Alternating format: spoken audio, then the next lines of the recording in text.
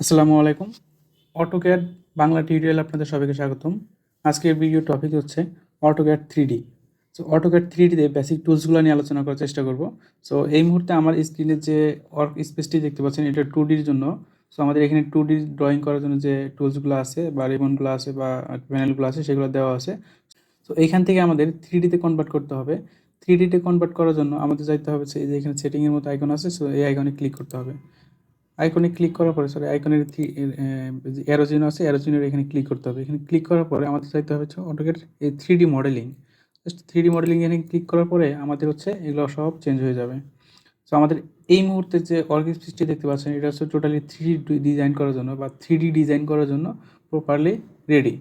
So আমি এই অপশনটা কেটে দিব। এই অপশনটা কেটে দেওয়ার জন্য এখানে ক্রস চিহ্ন আছে, সো ক্রস চিহ্নটা কেটে দেই। এই হচ্ছে আমাদের 3D মডেলিংয়ের জন্য রেডি। তো 3D মডেলিংয়ের জন্য এখন আমাদের প্রত্যেকটা প্যানেলের আন্ডারে, যেমন এটা একটা প্যানেল, এই প্যানেলের আন্ডারে কিছু ট্যাবস, এগুলো প্রত্যেকটা ট্যাবস, প্রত্যেক ট্যাবসের আন্ডারে কিছু প্যানেল আছে। যেমন হোম ট্যাবসের আন্ডারে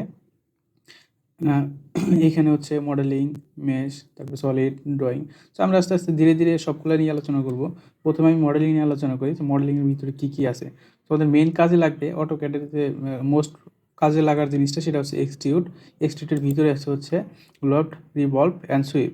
এরপর হচ্ছে এখানে আছে হচ্ছে আপনার ইয়েটা, এই পিসপুলটা। এরপরে এখানে বিভিন্ন শেপের বক্স, তারপর হচ্ছে সিলিন্ডার, কোন, এগুলো নেওয়া যায় আমাদের এখান থেকে, যখন যেটা প্রয়োজন সেটা নিতে পারবো। সো আমি আজকে হচ্ছে আমার আজকের ভিডিওতে শুধুমাত্র মডেলিং যে টুলসগুলো আছে সেই মডেলিংয়ের টুলসগুলো নিয়ে আলোচনা করবো শুধুমাত্র। আচ্ছা, চলেন শুরু করি।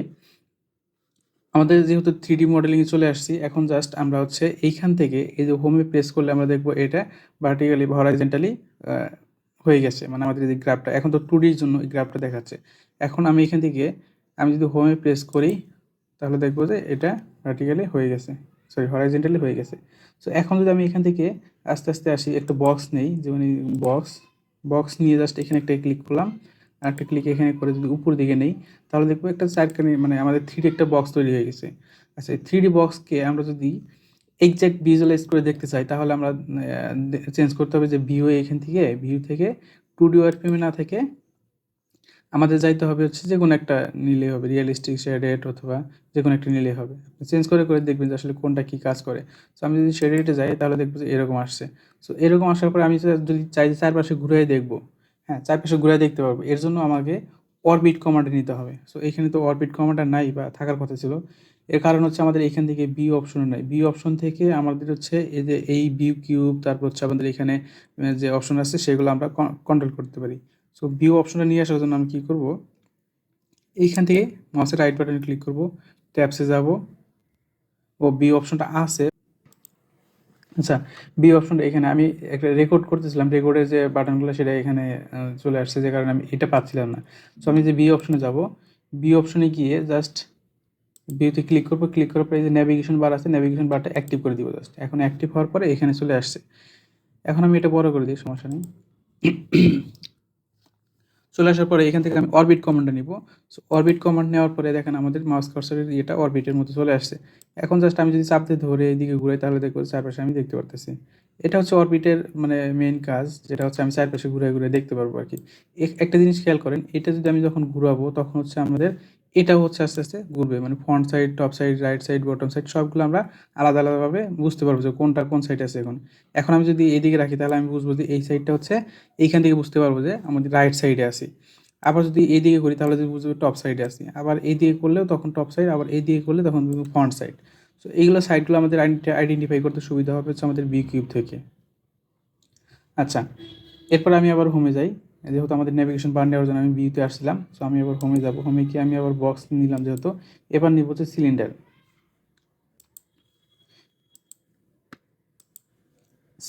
সিলিন্ডারে ক্লিক করে আমি জাস্ট একটা ক্লিক করলাম। এরপরে দেখবো যে সার্কেলের মতো আর কি, সার্কেলের মতো আমাদের স্পেস খাচ্ছে, মানে আমার জায়গা নিচ্ছে। জাস্ট কতটুকু জায়গা নিব, এতটুকু জায়গা নিয়ে জাস্ট আমি উপর দিকে যদি উঠাই তাহলে দেখবো একটা সিলিন্ডার তৈরি হয়ে গেছে। এখন আমি যদি অরবিট নিয়ে ঘুরাই এইদিকে তাহলে দেখবো যে হ্যাঁ এটা তৈরি হয়ে গেছে, থ্রিডি একটা বস্তু তৈরি হয়ে গেছে। আচ্ছা, আমরা চাইলে এখান থেকে ভ্যালু দিয়েও আমরা কাজ করতে পারবো। যেমন সিলিন্ডার একটা নির্দিষ্ট একটা ভ্যালু দিতে যাচ্ছি, যেমন সিলিন্ডার নিয়ে আমি জাস্ট একটা সেন্টার পয়েন্ট ক্লিক করে তারপরে আমি ভ্যালু দিতে যাচ্ছি যে এটা 5। কিবোর্ড থেকে 5 ইন্টারপ্রেস করে তারপরে ইন্টারপ্রেস করলাম, করার পরে উপর দিকে হাইট দিতে যাচ্ছি, দিলাম 10। 10 ক্লিক করে দেন ইন্টারফেস করলে আমাদের হচ্ছে 5 রেডিয়ানে হাইট 10-এ আমাদের একটা সিলিন্ডার তৈরি হয়ে গেছে। সো এভাবে হচ্ছে আমরা 3D বস্তুগুলো চাইলে কিবোর্ড কমান্ডের মাধ্যমে ভ্যালু দিয়ে আমরা ক্রিয়েট করে নিতে পারি। আচ্ছা, এরপর আসি কোণে। কোণটা হচ্ছে অনেকটা এরকম, যেমন আমি প্রথমে হচ্ছে একটা বৃত্তর মতো একটা জায়গা নিবে, যেমন এখানে এতটুকু জায়গা নিল, তারপর ও যত উপর দিকে উঠাবো, মানে আমি চাপ দিয়ে ধরে না, জাস্ট একটা ক্লিক করেই শেষ করে আমি আর একটা ক্লিক যেখানে করবো সেখানে হচ্ছে আমাদের আরেকটা জায়গা তৈরি হয়ে যাবে।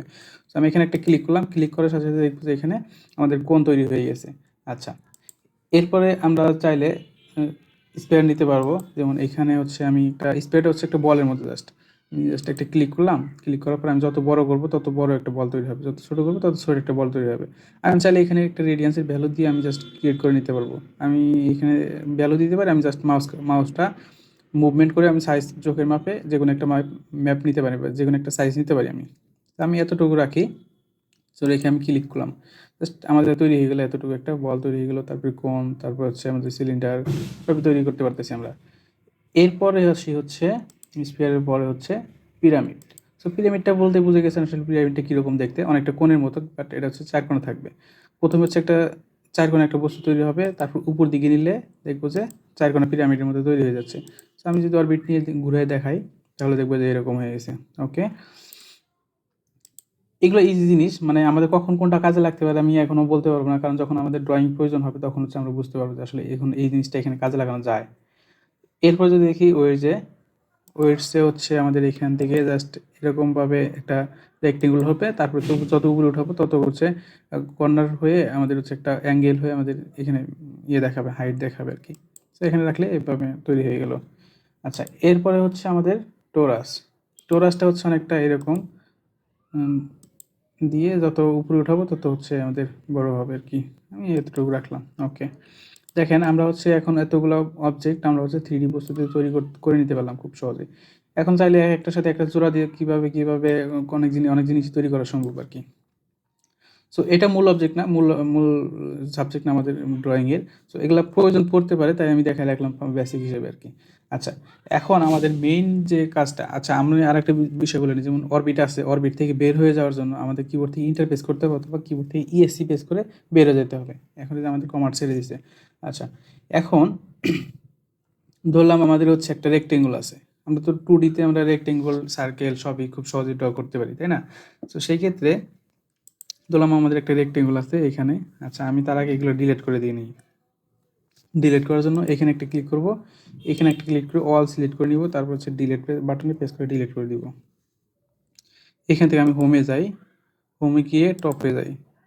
টপে যাওয়ার পরে যে এগুলো সাদা হয়ে যাওয়ার কারণ হচ্ছে যে আমাদের শেড মোড করা আছে, তো এই জন্য এটা আমি 2D ওয়ারফ্রেমে করে দিই। 2D ওয়ারফ্রেমে গিয়ে আমি একটা কাজ করব, সেটা হচ্ছে আমি একটা নির্দিষ্ট পরিমাণে একটা রেক্টেঙ্গল নেব। এই রেক্টেঙ্গল নিলাম, এখান থেকে এতটুকু পরিমাণে একটা রেক্টেঙ্গল নিলাম। আচ্ছা, এবার আমি হোমে যাই, হোমে যাওয়ার পরে দেখবো যে এটা হরাইজন্টালি হয়ে গেছে। এখন এখান থেকে যদি আমি এক্সট্রুড করি, এক্সট্রুড কমান্ডে ক্লিক করি, তারপর আমি যদি এটা ক্লিক করি, তারপর আবার ইন্টারফেস করি, এখন যদি যতটুকু আমি উপরে উঠাবো ততই উপরে উঠবে। আমি চাইলে ভ্যালু দিয়ে নিতে পারি বা এভাবে রাখতে পারি। সো আমি এতটুকু রাখি, 8.0735 এরকম রাখি, রেখে একটা ক্লিক করলাম। ক্লিক করার পরে এখন দেখবো এটা 3D বস্তুর মতো, ওই যে আমরা যেভাবে এখান থেকে বক্স নিয়েছিলাম সেম কাজটা এখানে করতেছি আর কি। এখন যদি আমি এটা 2D ওয়ারফ্রেম থেকে শ্যাডেটে যাই, তাহলে দেখবো যে এটা একটা চতুর্কোণা একটা কী হয়ে গেছে, একটা 3D বস্তু হয়ে গেছে। আচ্ছা, এখন এইখান থেকে আমরা বুঝতে পারলাম যে কোনো ড্রয়িংটাকে আমরা হচ্ছে চাইলে এই উপর দিকে নিচের দিকে কমাইতে পারি, আমাদের এক্সট্রুড কমান্ড ইউজ করতে পারি। যেমন যদি সার্কেল থাকে আমাদের এখানে, যেমন এখানে একটা সার্কেল আছে, এই সার্কেলটাকে আমি উপর দিকে বর্ধিত করতে যাচ্ছি, জাস্ট এক্সট্রুড কমান্ড নিয়ে এই সার্কেল একটা ক্লিক করব, তারপর ইন্টারফেস করব, এরপর যত উপর দিকে নিব বা নিচ দিকে নিব নিতে পারবো। আমি উপর দিকে নিলে উপর দিয়ে, নিচ দিকে নিলে নিচের দিকে যাবে। তো আমি উপর দিকে এতটুকু বর্ধিত করলাম, এতটুকু বাড়ালাম, বাড়ানোর পর আমি একটা ক্লিক করলাম, দেখলাম যে এখানে হচ্ছে একটা 3D বস্তু তৈরি হয়ে গেছে, ইয়ার মতো, সিলিন্ডারের মতো। ওকে, আচ্ছা, এবার আসি হচ্ছে এইখানে লফটটা কীভাবে কাজ করে। লফটটা কাজ করে একটু অ্যাডভান্স লেভেলে, যেমন আমরা এখানে শুধুমাত্র একটা রেক্টেঙ্গল দিয়ে উঠাইতে পারতেছি, একটা সার্কেল দিয়ে উঠাইতে পারতেছি, কিন্তু লফটটা একটু মজার জিনিস এবং একটু একটু জটিল হতে পারে প্রাথমিকভাবে আপনাদের জন্য। আচ্ছা, তারপরে আমি ক্লিয়ার করার চেষ্টা করব। ধরেন প্রথমে হচ্ছে আমাদের একটা 4 কোণা একটা বস্তু আছে, হ্যাঁ, এর সেন্টার পয়েন্টে ধরলাম আমি একটা বৃত্ত ড্র করছি। এরপরে আবার পরের আমি হচ্ছে একটা পঞ্চভুজ ড্র করবো। এখানে চার কোণ আছে, আমি 5 দিলাম, 5 দিলেন এন্টার। এইখানে সেন্টার পয়েন্ট থেকে দিলাম একটা পঞ্চভুজ ড্র করি, বড় করে না ছোট করে করি, মিডিয়াম করে করি। ওকে, এখন প্রত্যেকটা বস্তু একটা জায়গায় আছে, তাই না? আমি যদি অরবিট নিই দেখবো যে একটা জায়গায় আছে। আচ্ছা, আমি এর একটা জায়গায় না রেখে আমি একটু একটু উপরে নিব, যেমন এটা ভূমির সাথে লেগে থাকবে, সার্কেলটা হচ্ছে মাঝখানে থাকবে, তার উপরে থাকবে হচ্ছে আমাদের এই যে পঞ্চভুজটা যে নিলাম সেটা। তো আমি অরবিটের কমান্ড থেকে বের হয়ে যাওয়ার জন্য কিবোর্ড থেকে ইএসসি প্রেস করলাম। এখন আমি 3D মুভ করব। 3D মুভ করার জন্য মডিফাই টুলবার থেকে আমার যদিও এগুলো পরবর্তীতে আস্তে আস্তে সবগুলো আলোচনা করব, কিন্তু আমাদের এই যে এই বেসিক ড্রয়িংগুলো দেখার জন্য আমাদের 2-3টা টুলসের হচ্ছে বাধ্যতামূলক দেখতেই হচ্ছে। যেমন এই যে 3D মুভ, 3D মুভ অপশনটা আমি ক্লিক করব। ক্লিক করার পরে আমি যে অবজেক্টটাকে মুভ করতে চাচ্ছি সেই অবজেক্টটাকে ক্লিক করব। যেমন আমি এই অবজেক্টে ক্লিক করতে চাচ্ছি, ক্লিক করে আমি জাস্ট ইন্টারফেস করব। ইন্টারফেস করার পরে দেখবো যে আমাদের কাছে 3 ধরনের অ্যাক্সিস আসবে, যেমন x axis, y axis, z axis. তো এটা হচ্ছে জেড অ্যাক্সিস, আমরা বুঝবো কীভাবে? এইখান থেকে। আবার ওয়াই অ্যাক্সিস কোনটা, গ্রিন কালার যেটা সেটা হচ্ছে ওয়াই অ্যাক্সিস, আর রেড কালার যেটা সেটা হচ্ছে এক্স অ্যাক্সিস। আচ্ছা, এখন হচ্ছে আমরা জেড অ্যাক্সিস বরাবর আমরা উপর দিকে উঠাবো। জেড অ্যাক্সিস বরাবর আমরা ধরলাম হচ্ছে 6 ইউনিট পর্যন্ত উপরের দিকে উঠালাম। ওকে, এরপরে হচ্ছে আমি এটা কিবোর্ড থেকে কমান্ড থেকে বের হয়ে যাবো। আমি কিবোর্ড থেকে ইএসসি বেস করবো। ইএসসি বেস করে দেওয়ার পরে এটা 6 ইউনিট পরিমাণ উপরে উঠছে। এরপর হচ্ছে আমি এটাকে 10 ইউনিট পরিমাণ উপরে উঠাবো। এর জন্য আমি কী করবো, আবার 3D মুভ অপশনে যাব। যাওয়ার পর আমাকে অবজেক্ট সিলেক্ট করতে হবে, কোন অবজেক্টটাকে আমি মুভ করতে চাচ্ছি। আমি এই অবজেক্টটাকে মুভ করতে চাচ্ছি, দেন ইন্টারফেস করব। এরপর হচ্ছে আমি আবার জেড অ্যাক্সিসে যাব, ক্লিক করব। ক্লিক করে আমি উপর দিকে উঠাবো হচ্ছে ধরলাম 12 অ্যাক্সিস পর্যন্ত। ওকে, 12 অ্যাক্সিস পর্যন্ত উপরে উঠে রাখলাম। রাখার পরে আমি কিবোর্ড থেকে ইন্টার অথবা ইএসসি বেস করে বেরিয়ে দেবো। আচ্ছা, এখন হচ্ছে আমাদের এই লুপ অপশনটা কাজ করার জন্য রেডি। এখন এই লুপটা ক্লিক করব। ক্লিক করার পরে আমাকে বলতেছে select the cross section of looping order. আমি ফার্স্টে এটা ক্লিক করব, এরপর হচ্ছে এটা ক্লিক করব, এরপর এটা ক্লিক করব। এখন দেখেন আমার কাজ শেষে আমি কী করব, কিবোর্ড থেকে ইন্টারফেস করব অথবা ইএসসি বেস করব। আমি ইন্টারফেস করলাম। এখন ইন্টারফেস করার পর আমাকে বলতেছে ক্রস সেকশনাল এরিয়া অনলি। হ্যাঁ, আমি আবার ইন্টারফেস করব।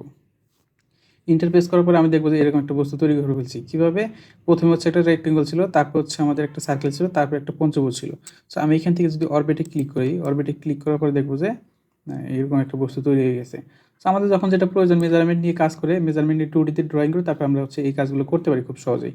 আচ্ছা, আমার ভিডিওটা মনে হয় একটু লম্বা হয়ে যাচ্ছে। আমি একটা প্লে লিস্ট দেওয়ার চেষ্টা করবো আপনাদের, যে অটোক্যাড 3D শেখার জন্য সবগুলো টুলস নিয়ে আলোচনা করবো এবং এক্সাক্ট অ্যাডভান্স লেভেলের অটোক্যাড 3D শিখতে পারবেন। সো চ্যানেলটি সাবস্ক্রাইব করে পাশে থাকবেন। ধন্যবাদ।